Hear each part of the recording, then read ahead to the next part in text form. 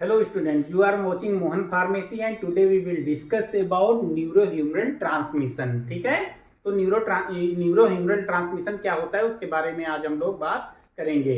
ये जो neurohumoral transmission topic है ये डी फार्मा सेकेंड ईयर के स्टूडेंट्स के लिए बहुत ही इंपॉर्टेंट है, क्योंकि उनके फार्माकोलॉजी जो सब्जेक्ट है उसकी सेकेंड यूनिट में ये टॉपिक प्रेजेंट है जो कि बहुत ही इंपॉर्टेंट है। ठीक है, तो चलिए शुरू करते हैं। ठीक है, कि न्यूरोह्यूमरल ट्रांसमिशन क्या होता है। न्यूरोह्यूमरल ट्रांसमिशन मतलब न्यूरोह्यूमरल जो वर्ड होता है वो दो वर्डों से मिलकर के बना होता है। ठीक है, इसमें कौन कौन से वर्ड है, न्यूरो और ह्यूमरल, दो वर्ड अलग अलग है। ठीक है, तो न्यूरो मतलब क्या होता है, नर्व या न्यूरॉन होता है। ठीक है, न्यूरो मतलब नर्व या न्यूरॉन। ठीक है, और ह्यूमरल मतलब केमिकल मैसेंजर। ठीक है, ह्यूमरल मतलब केमिकल मैसेंजर। ठीक है, तो न्यूरो ह्यूमरल मतलब क्या होता है, नर्व या न्यूरॉन्स, और ह्यूमरल मतलब केमिकल मैसेंजर। और ट्रांसमिशन क्या होता है, ट्रांसमिशन वो होता है जब किसी भी चीज को हम एक जगह से दूसरी जगह ट्रांसफर करते हैं तो वो पूरा प्रोसेस क्या कहलाता है,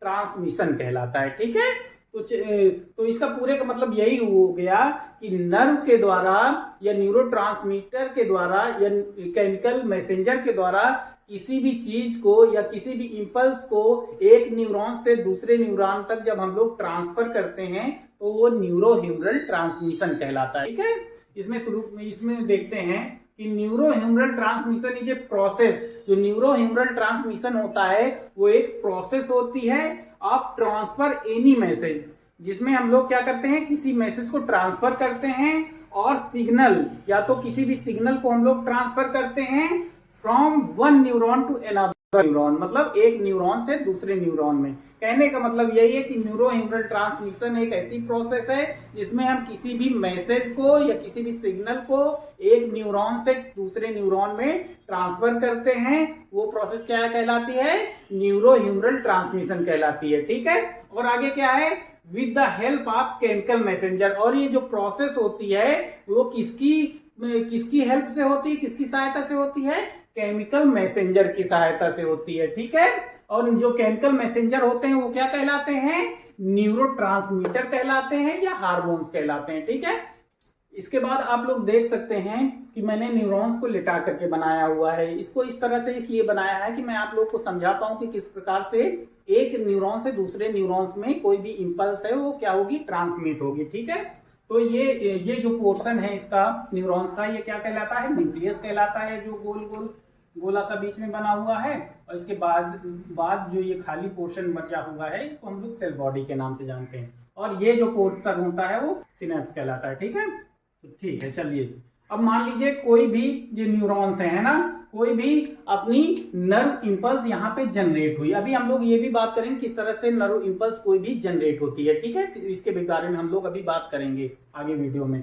तो मान लीजिए कोई भी नर्व इंपल्स जनरेट हुई और फिर वो न्यूरोट्रांसमीटर के साथ जा करके क्या होगी, यहां से है ना, सिनेप्स के पास से एक न्यूरॉन से दूसरे न्यूरॉन्स में क्या हो जाएगी, ट्रांसफर हो जाएगी। ठीक है, और जो ये जो पहले वाला जो ट्रांसफर कर रहा है न्यूरोट्रांसमीटर के द्वारा कोई भी मैसेज को जो ट्रांसफर किया जा रहा है, तो ये क्या कहलाएगा, प्री सिनेप्टिक कहलाएगा। प्री सिनेप्टिक है ना, प्री सिनेप्टिक न्यूरॉन्स कहलाएगा। ठीक है, प्री सिनेप्टिक न्यूरॉन्स कहलाएगा। और जिसमें से भी कोई भी सिग्नल क्या हो रहा है, ट्रांसफर हो रहा है, जिसमें ट्रांसफर हो रहा है उसको क्या कहेंगे, पोस्ट सिनेप्टिक। ठीक है, पोस्ट सिनेप्टिक न्यूरॉन्स कहलाएंगे, है ना। और जो न्यूरॉन्स का वो पोर्शन है वो पोस्ट सिनेप्टिक कहलाएगा। और जहां से कोई भी इंपल्स निकल रही है दूसरे न्यूरॉन्स में जाने के लिए वो पोर्शन क्या कहलाएगा, प्री सिनेप्टिक। ठीक है, इतना आप लोग समझ गए होंगे। मान लीजिए ये पूरे हमारे बॉडी में ये न्यूरॉन सेल प्रेजेंट होती है ना। मान लीजिए कोई भी इंफॉर्मेशन है तो पूरे बॉडी में एक न्यूरॉन से दूसरे न्यूरॉन तक ट्रांसफर होती है और वो कहां पे जाती है, ब्रेन में जाकर के आइडेंटिफाई होती है। ठीक है, अब मान लीजिए ये यहाँ पर कोई भी मैसेज था, नर्व इंपल्स थी, वो ट्रांसफर हुई न्यूरोट्रांसमीटर के द्वारा, तो वो फिर न्यूरोट्रांसमीटर क्या करेगा, अब इससे यहां से पहुंच करके इस वाले में उसको ट्रांसफर होना है ना, तो वो क्या करेगा, यहां से जाते हुए इस तरह से जा करके इसके सिनेप्स से, है ना, ये तीसरे वाले नर्व सेल में, तीसरी वाली ये पहली नर्व सेल है, ये दूसरी है, और ये तीसरी नर्व सेल में क्या हो जाएगी, जा करके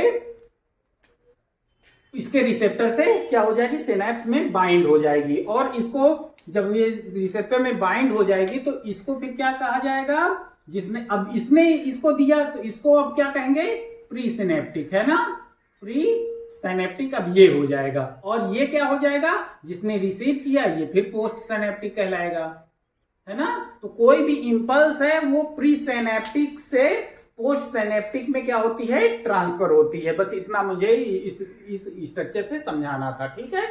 आप लोग समझ गए कि कोई भी मतलब कोई भी इंफॉर्मेशन है या कोई भी न्यूरो ट्रांसमीटर है, वो इंपल्स को क्या करेगा, प्री सिनेप्टिक से पोस्ट सिनेप्टिक की ओर क्या कर देगा, ट्रांसफर कर देगा, ठीक है। अब इसमें भी आप लोग इसको समझ सकते हैं कि ये जो न्यूरॉन्स है, क्योंकि इस वाले न्यूरॉन्स से क्या करेगा, इसमें ट्रांसफर हो रही है कोई भी इंफॉर्मेशन, तो क्या कहलाएगी, ये प्री सिनेप्टिक न्यूरॉन्स कहलाएगा, है ना। ये न्यूरॉन्स की वो पोजीशन कहलाएगी प्री सिनेप्टिक। और क्योंकि इसमें आकर के ये रिसेप्टर में बाइंड होंगी वो इंफॉर्मेशन, न्यूरोट्रांसमीटर बाइंड होंगे, तो क्या होगा, ये पोस्ट सिनेप्टिक कहलाएगी, ठीक है। तो इतना आप लोग समझ गए होंगे, ठीक है। अब इसके बाद है for the purpose of neurohumoral transmission, firstly neurotransmitter is synthesize and store in the vesicle of nerve.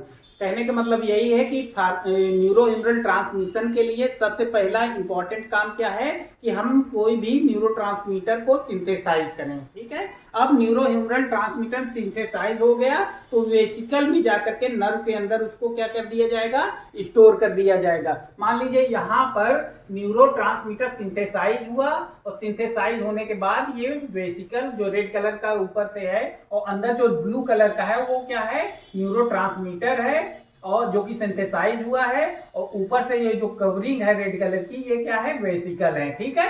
तो ये नर्व सेल के अंदर क्या है, न्यूरोट्रांसमीटर वेसिकल के अंदर क्या हो गया, स्टोर हो गया, ठीक है। अब इसके बाद क्या है, in neurohumoral transmission the process of the following step involve. Neurohumoral transmission में ये कुछ प्रोसेसेस हैं जो कि इन्वॉल्व होंगी, जो कि शामिल होती हैं, ठीक है।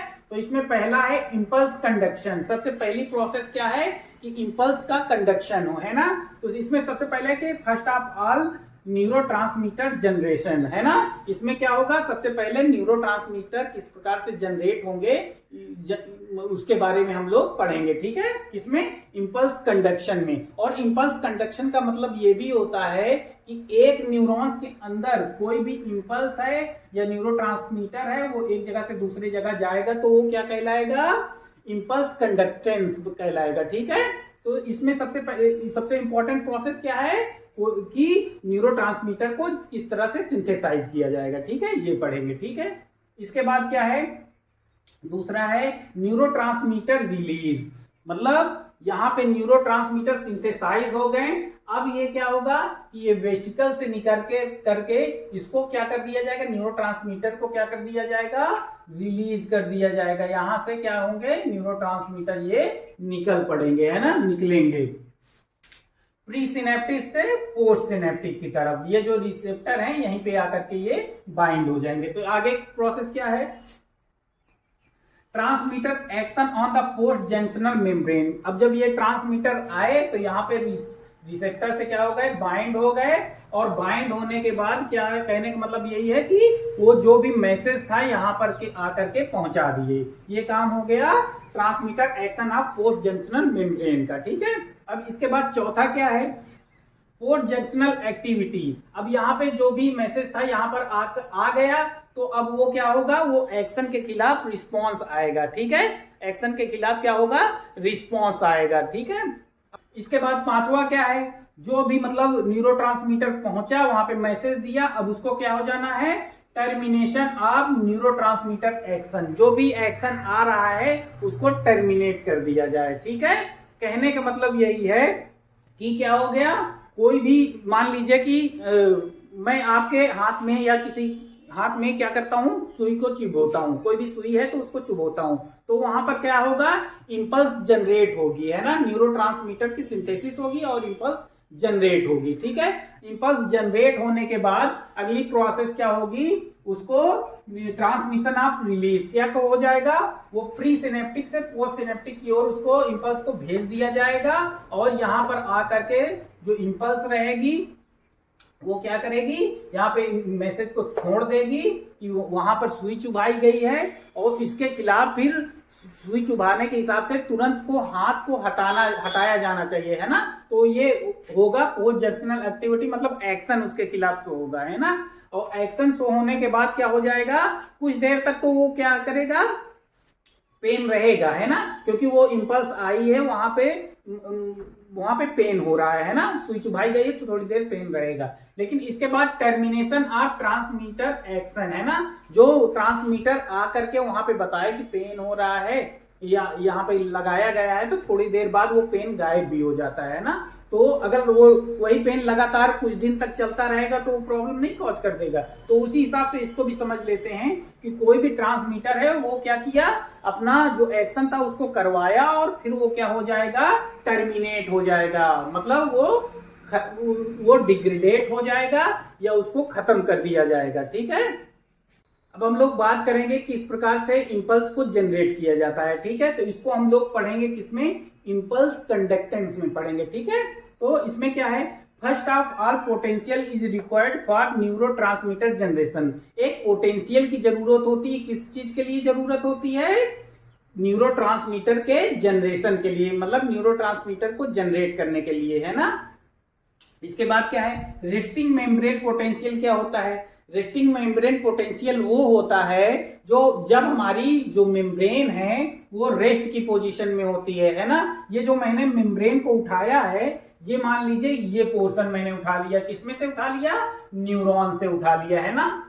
ये न्यूरॉन से इतना पोर्शन मैंने उठा लिया जहां पर क्या होगा, न्यूरॉन्स का जनरेशन हो रहा है या न्यूरॉन सिंथेसाइज हो रहे हैं। ठीक है, तो उसको समझाने के लिए मैंने उठा लिया। अब मान लीजिए ये यहाँ पे ये जो पोजीशन है, यहाँ पर जो न्यूरॉन सेल है वो कुछ भी नहीं कर रही है, मतलब वो कोई भी मैसेज वगैरह कुछ भी ट्रांसफर नहीं कर रही है, रेस्ट की कंडीशन है। ठीक है, तो रेस्ट की कंडीशन में जो रेस्टिंग मेम्ब्रेन पोटेंशियल होता है वो कितना होता है, -70 MV होता है। ठीक है, और जो सेल के बाहर का जो पोर्शन है, ये वाला पोर्शन, इसमें जो कि ये है, इसको हम लोग क्या बोलेंगे, एक्स्ट्रा सेलुलर फ्लूइड बोलेंगे। ठीक है, ये क्या कहलाएगा, एक्स्ट्रा सेलुलर फ्लूइड।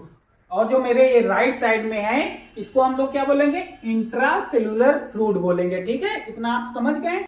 और ये जो ऊपर मैंने ये बनाया हुआ है, ये एक रास्ता तक बनाया है ना, सोडियम चैनल इसको मैंने बनाया हुआ है, और जो ये नीचे एक रास्ता बना हुआ है ये है पोटेशियम चैनल। ठीक है, अब क्या है, जो एक्स्ट्रा सेलुलर पोजीशन है, जो रेस्ट की कंडीशन में मेरी जो ये मेम्ब्रेन है, इसमें क्या है, जब रेस्ट की कंडीशन है तो जो एक्स्ट्रा सेलुलर पोजीशन है किसकी, सेल की, तो वहां पर जो पॉजिटिव चार्ज है, ये पॉजिटिव चार्ज की क्वांटिटी क्या होगी, बहुत ज्यादा होगी, और जो इंट्रासेलुलर फ्लूइड है या इंट्रासेलुलर पोजीशन है किसकी, सेल की, वहां पर पॉजिटिव चार्ज बहुत ही कम प्रेजेंट होंगे। ठीक है, और जो ये एक्स्ट्रा सेलुलर फ्लूइड की तरफ या एक्स्ट्रा सेलुलर मेम्ब्रेन की तरफ हमारे निगेटिव जो चार्ज होंगे वो बहुत ही कम होंगे, और जो इंटरनल पोजीशन है किसकी, सेल की, वहां पर निगेटिव आयन बहुत ही ज्यादा मात्रा में प्रेजेंट होंगे।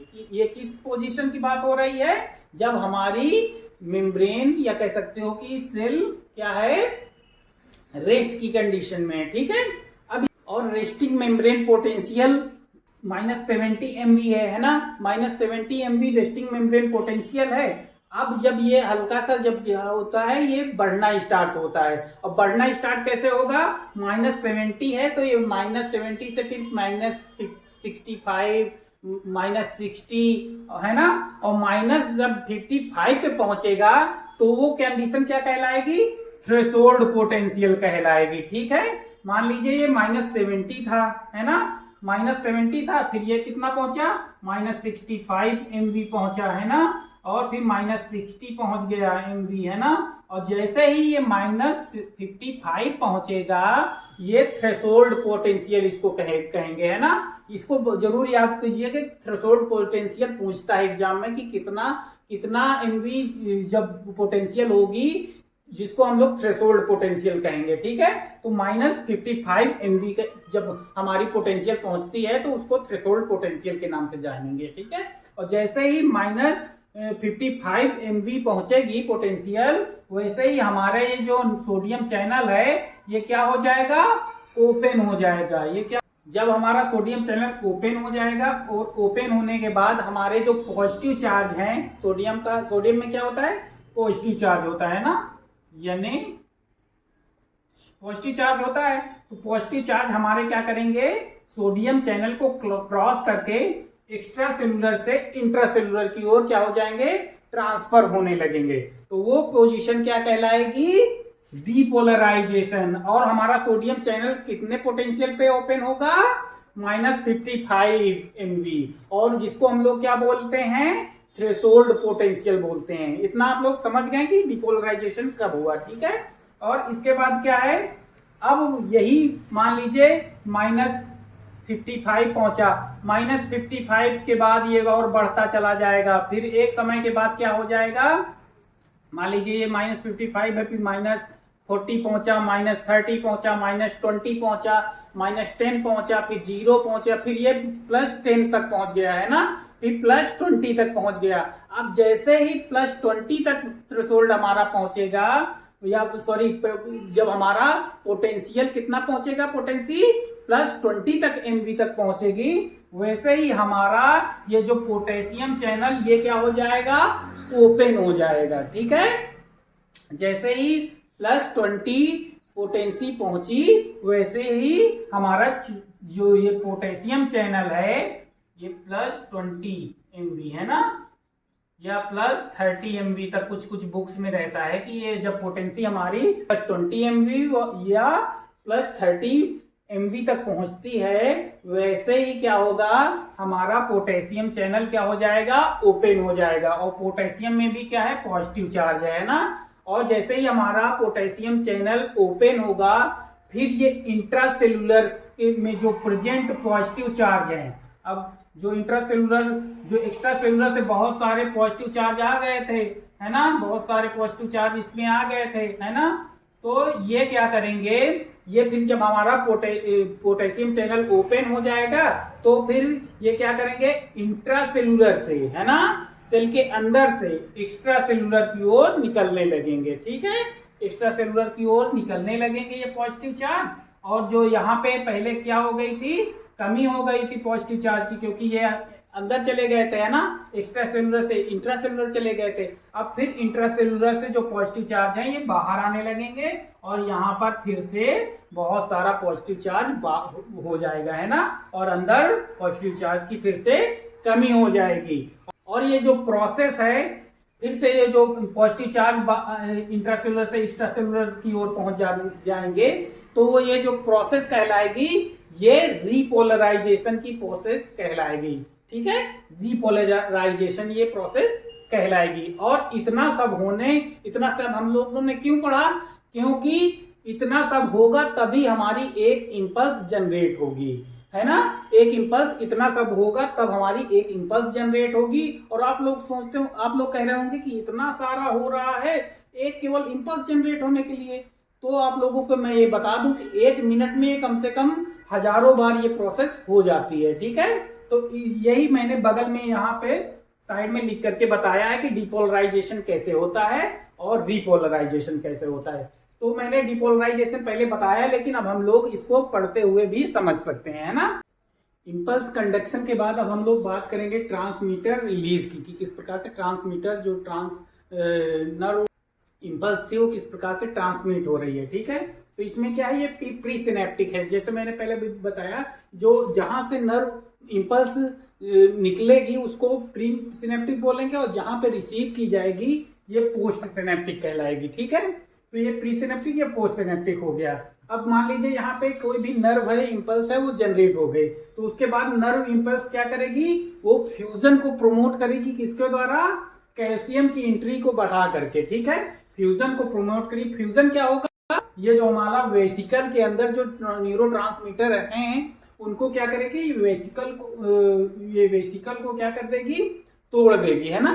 तो उसको क्या कहलाएंगे, फ्यूजन कहलाएगा। ठीक है, तो नर्व इंपल्स क्या करेगी, फ्यूजन को प्रमोट करेगी, किसके द्वारा, ये कैल्शियम की एंट्री करवा करके। और जब कैल्शियम की एंट्री हो जाएगी तो फिर क्या होगा, ये जो वेसिकल है ये फ्लूडाइज्ड हो जाएंगे, थोड़ा फ्लूडी हो जाएंगे। ठीक है, और जैसे ही फ्लूडी हो जाएंगे तो वो वीक और रैप्चर हो जाएंगे, पहले कमजोर पड़ जाएंगे और रैप्चर मतलब ये वेसिकल टूट जाएंगे, जिसके बाद न्यूरोट्रांसमीटर बाहर आ जाएगा। अब न्यूरोट्रांसमीटर बाहर आ गया तो एक्सोसाइटोसिस मतलब बाहर की ओर एक्सेल कर दिया जाएगा, मतलब बाहर की ओर ये न्यूरोट्रांसमीटर को निकाल दिया जाएगा। ठीक है, अब न्यूरोट्रांसमीटर बाहर निकल जाएगा तो वो सीधा धीरे धीरे आ करके कहाँ पे, ये रिसेप्टर जो बने हैं पोस्ट सिनेप्टिक में, वहां पे जा करके ऐड हो जाएगा। और ऐड हो जाएगा, जो नर्व इंपल्स है वो रिसेप्टर के साथ ऐड हो जाएंगी, जिसके बाद कोई भी रिस्पॉन्स आ जाएगा। तो ये अपना क्या कहलाएगा, ट्रांसमीटर रिलीज कहलाएगा। ठीक है, अब हम लोग बात करेंगे अगले नंबर के बारे में, जो कि है तीसरा नंबर, मतलब transmitter action on post junctional membrane. इसमें क्या है, इसमें 2 स्टेप होते हैं। ठीक है, पहला क्या है ईपीएसपी एंड दूसरा है आईपीएसपी। ईपीएसपी क्या होता है, एक्साइटेटरी पोस्ट सिनेप्टिक पोटेंशियल, है ना। इसमें क्या हो जाता है, इसमें हमारे जो सोडियम आयन है, सोडियम के पॉजिटिव आयन और कैल्शियम के पॉजिटिव आयन क्या करते हैं, एक्स्ट्रा सेलुलर मतलब सेल के बाहर से, नर्व सेल के बाहर से आउटसाइड ऑफ द सेल से इनसाइड ऑफ द सेल की ओर क्या करते हैं, ट्रांसफर करते हैं। तो क्या कहलाते हैं, ईपीएसपी प्रोसेस कहलाती है, जिसको हम लोग डीपोलराइजेशन के नाम से जानते हैं। ठीक है, इसके बाद अगली प्रोसेस है आईपीएसपी। आईपीएसपी मतलब इनहिबिटरी पोस्ट सिनेप्टिक पोटेंशियल, है ना। इसमें क्या होता है, इसमें यह होता है कि हमारे जो कैल्शियम के आयन होते हैं उनका क्या होता है, आउटफ्लक्स होता है। मतलब हमारे कैल्शियम के पॉजिटिव आयन सेल के इनसाइड से आउटसाइड में चले जाते हैं, सेल के बाहर की ओर चले जाते हैं, जिसको हम लोग रिपोलराइजेशन में पढ़ते हैं। ठीक है, इसके बाद अगला नंबर है पोस्ट जंक्शनल एक्टिविटी। ठीक है, इसमें क्या है, इसमें हमारे सोडियम और calcium inside of the cell जा रहे हैं और जो पोटेशियम है वो बाहर की ओर निकल रहा है। इसमें 2 एक्टिविटी हैं जो कि मैंने यहाँ पे अभी डिस्कस की, एक्साइटेटरी पोस्ट सिनेप्टिक पोटेंशियल और इनहिबिटरी पोस्ट सिनेप्टिक पोटेंशियल। ठीक है, इसमें क्या है, इसमें हम लोग इसको एक्साइटेटरी वाले को क्या बोलते हैं, डीपोलराइजेशन, और इनहिबिटरी को क्या बोलते हैं, रिपोलराइजेशन। अब डीपोलराइजेशन में हम लोगों ने क्या पढ़ा था कि हमारे जो सोडियम और पोटेशियम क्या हो रहे थे, इसमें डीपोलराइजेशन में बेसिकली क्या होता है, सोडियम के जो आयन होते हैं पॉजिटिव आयन वो इनसाइड ऑफ द सेल जा रहे थे और कैल्शियम के भी जो पॉजिटिव आयन थे वो भी इनसाइड ऑफ द सेल जाते हैं, और बल्कि जो पोटेशियम के जो आयन होते हैं वो क्या होते हैं, वो बाहर धीरे धीरे निकलते रहते हैं। तो वो क्या कहलाता है, एक्साइटेटरी पोस्ट सिनेप्टिक एक्टिविटी। ठीक है, इसके बाद क्या है, इसके बाद क्या है इनहिबिटरी वाले में। इनहिबिटरी वाले में क्या होता है, ये रिपोलराइजेशन की प्रोसेस है। इसमें क्या होता है, जो पोटेशियम के आयन होते हैं वो क्या करते हैं, वो आउट ऑफ द मतलब वो पोटेशियम के जो आयन होते हैं वो क्या करते हैं, पोटेशियम के positive ion inside of the cell से आउटसाइड ऑफ द सेल की ओर क्या करते हैं, मूव करते हैं। वो प्रोसेस क्या कहलाती है, इनहिबिटरी प्रोसेस कहलाती है, इनहिबिटरी पोस्ट सिनेप्टिक पोटेंशियल कहलाती है। ठीक है, तो ये आप लोग पोस्ट जंक्शनल एक्टिविटी आप लोग समझ गए होंगे। ठीक है, इस तरह से। इसके बाद क्या है, नंबर 5 है टर्मिनेशन ऑफ ट्रांसमीटर एक्शन। इसमें क्या होता है, न्यूरोट्रांसमीटर डिग्रेडेट हो जाते हैं, मतलब खराब हो जाते हैं, नष्ट हो जाते हैं, है ना। और वो किस तरह से नष्ट होते हैं, लोकली नष्ट हो जाते हैं या तो एनी अदर मैकेनिज्म, या तो वो कुछ दूसरी मैकेनिज्म के साथ क्या हो जाते हैं, नष्ट हो जाते हैं। ठीक है, इसके बाद क्या है, it can be degradated by enzymatic action. जो हमारे न्यूरोट्रांसमीटर हैं, जो जैसे कि एसिटाइलकोलिन वगैरह, वो डिग्रेडेट हो जाते हैं, कैसे, किसके द्वारा, एंजाइम के एक्शन के द्वारा। ठीक है, जैसे कि हमारा ये एसिटाइलकोलिन न्यूरोट्रांसमीटर है वो डिग्रेडेट हो जाता है किसके द्वारा, कोलिन स्ट्रेसेस के द्वारा, जो कि एक एंजाइम है, वो हमारे न्यूरोट्रांसमीटर जो कि एसिटाइलकोलिन है उसको क्या कर देता है, डिग्रेडेट कर देता है, खराब कर देता है, ठीक है। और इसमें अगर खराब नहीं होते तो कुछ ऐसे भी न्यूरोट्रांसमीटर होते हैं कि वो पोस्ट जंक्शनल से फिर से प्री जंक्शनल की ओर चले जाते हैं और वो फिर से मतलब मैसेज को लेकर के फिर से पोस्ट सिनेप्टिक की तरफ चले जाते हैं। कहने का मतलब वो फिर से रीयूज उनका हो जाता है। अगर रीयूज नहीं होता है तो वहीं पे डिग्रेडेट हो जाएंगे और डिग्रेडेट नहीं होंगे तो प्रॉब्लम कॉज करेंगे, ठीक है। तो आप इस प्रकार से न्यूरोह्यूमरल ट्रांसमिशन को समझ गए होंगे। अगर आपको ये वीडियो पसंद आया हो तो लाइक, सब्सक्राइब एंड शेयर कर दीजिए। और अगर आपको कोई किसी और भी टॉपिक के बारे में वीडियो चाहिए हो तो आप लोग कमेंट बॉक्स में अपना कमेंट करिए। धन्यवाद।